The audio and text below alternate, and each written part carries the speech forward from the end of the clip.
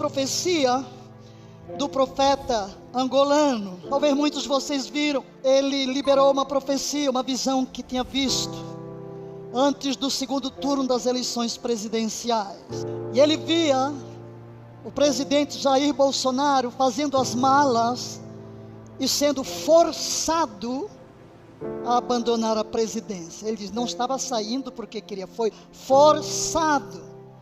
Ele fazia as malas e saía, e dizia aquele profeta, e Lula vai ganhar as eleições.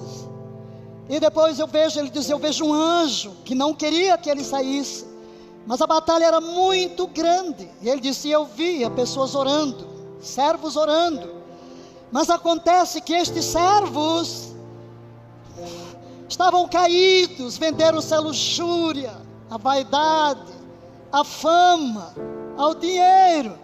E depois disso, na realidade, alguns eram anjos caídos. Anjo é um termo usado para pastor. E disse, por causa do estado daqueles que estavam orando, ele perdeu.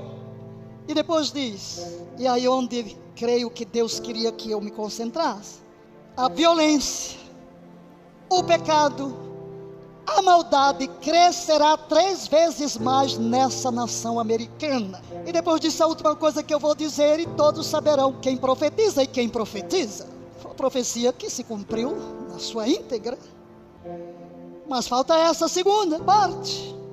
Mas quando de repente nós estamos, hoje são 7 de janeiro, e já vemos declarações que favorecem ao pecado, ao aborto, à identidade de gênero, meu Deus, a violência, então estamos verdadeiramente diante de uma guerra, e não estamos vendo o que está ocorrendo no mundo espiritual. A maldade se multiplicará, a violência se multiplicará, o pecado se multiplicará nesta nação. O que é que vamos fazer?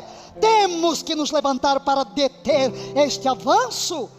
Se houve fracasso no passado por causa do pecado, e lutar a partir de uma posição de carnalidade e não de santidade, humildade e arrependimento, nós temos que nos levantar e corrigir-nos. Quantas vezes dissemos aqui, antes das eleições, que arrependimento e unidade fazem parte, porque não havendo estes elementos, não adianta clamar.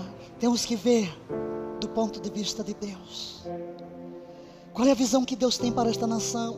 Não podemos crer no que querem que nós creiamos, porque se nós começarmos a olhar para o plano físico, terminaremos sendo profetas de Satanás, profetizando apenas o que Satanás está fazendo, o que o mal está fazendo, em vez de nos levantarmos e emitirmos decretos de acordo com o que Deus vê, com as visões, com os projetos e com o plano de Deus para esta nação. O reino está dentro de nós. Jesus veio primeiro estabelecer o reino dentro de nós.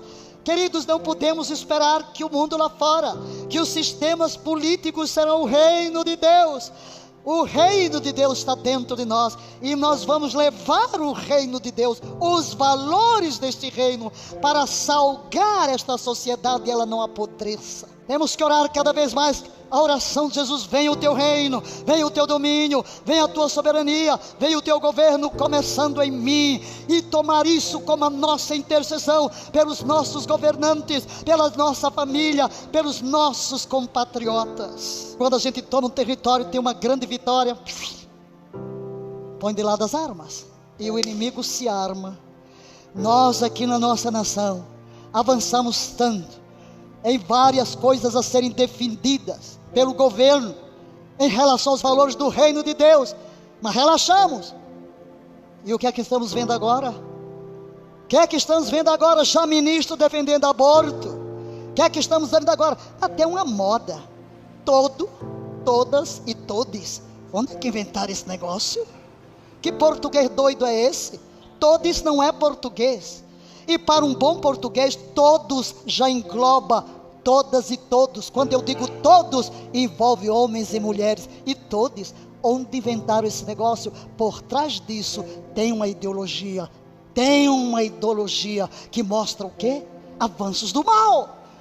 Temos que recuperar o que o diabo toma, Temos que recuperar vidas, temos que recuperar valores. As trevas não impedirão o crescimento da igreja.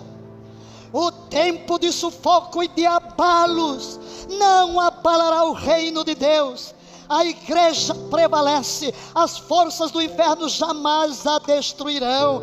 Pelo contrário, quanto mais intensa as chamas, quanto mais dura a batalha, mais forte se tornará a igreja. Lembre-se do que ocorreu no cristianismo primitivo: fogueiras, arenas, mas a igreja triunfa e derruba por terra o mais poderoso império que jamais se levantou. O império romano tem que se dobrar diante do poder da cruz.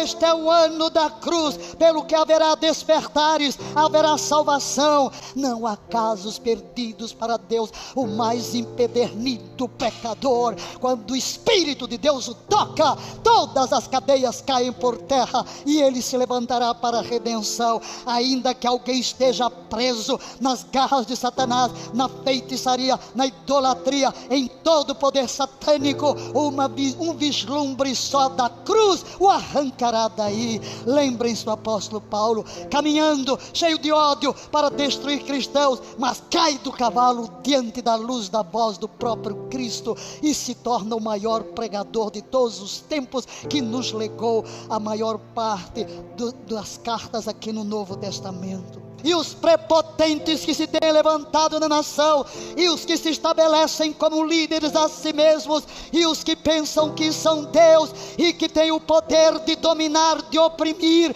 e de provocar injustiça, de amedrontar e de afrontar uma nação inteira, e Yahvé se levantará do seu trono com o seu gancho e os trará a juízo. Então tire os olhos do que ocorre aqui neste plano terreno, levante os seus olhos para o alto, porque é dele que vem o socorro, é dele que vem a resposta, é dele que vem o livramento. E Yahvé envia os seus exércitos já foram liberados do céu, e nós veremos o projeto de avivamento que Deus projetou para a nossa nação se cumprir. Nada, absolutamente nada, deterá o mover do Espírito de Deus sobre esta nação e sobre a terra. Precisamos dos profetas para clamar a Deus: abre os olhos do teu povo, para que veja no mundo espiritual, para que possa discernir onde se encontram as batalhas, onde é o nível de batalha, como nos comportaremos, porque se nós não formos capazes de ver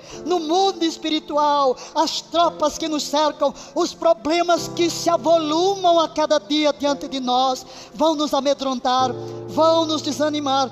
São dias terríveis, as trevas avançam sem piedade, o pecado se multiplica, tudo será abalado. Se Deus vai abalar todas as coisas, aguardem. Deus não se ausenta do trono, seu cetro está estendido e as orações dos santos estão se acumulando na sala do trono e enchendo as taças. A qualquer momento as taças serão despejadas sobre a terra e veremos relâmpagos e trovões, veremos abalos no mundo espiritual.